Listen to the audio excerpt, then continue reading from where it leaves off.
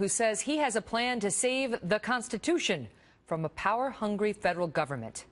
Texas Governor Greg Abbott is calling for a convention of the states, a power entrusted to the people by the Founding Fathers for the purposes of amending the Constitution. It has never been used until now. Joining me now, Governor Abbott. Governor, great to see you. So what's the idea? You want to change the Constitution, but exactly how? Well, first, Megan, importantly, this is not my plan. This was Madison's plan, Hamilton's plan, Ben Franklin's plan, the founders' plan.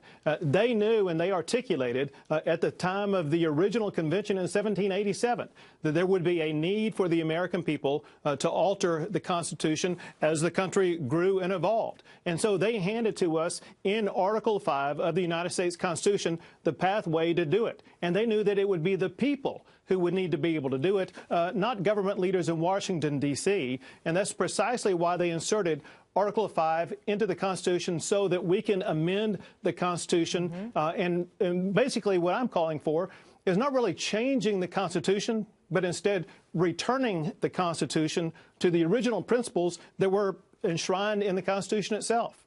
Well, like allowing a two-thirds majority of the states to override a U.S. Supreme Court decision? That was not in the spirit of the original. Well, Megan, what was not in the Constitution and what would come as a great surprise to Madison and Hamilton is the way the Supreme Court justices amend the Constitution. Think about this. There are 27 amendments to the United States Constitution that were passed and ratified by the United States of America. However, that said, the Constitution is amended every single year by just 5 people who wear robes on the United States Supreme Court.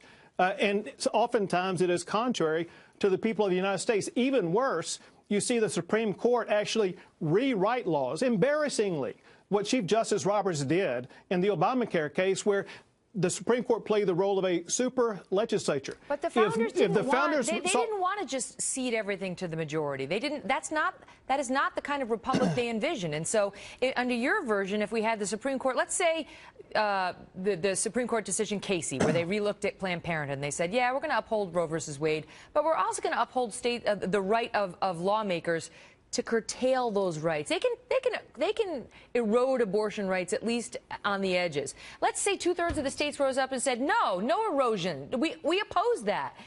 Then it would just be the will of the majority as opposed to the Supreme Court telling us.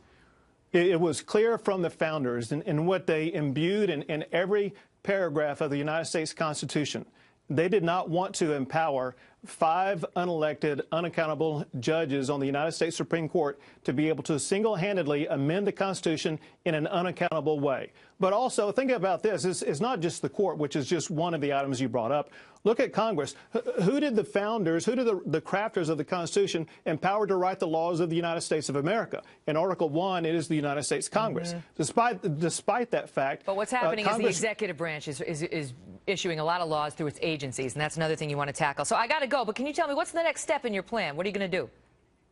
1 is the state of Texas needs to pass this. 2, I need to get other states to join in.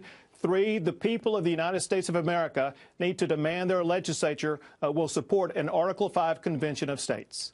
Governor, it's great to see you. Thanks for being here tonight. Thank you. Well, there's also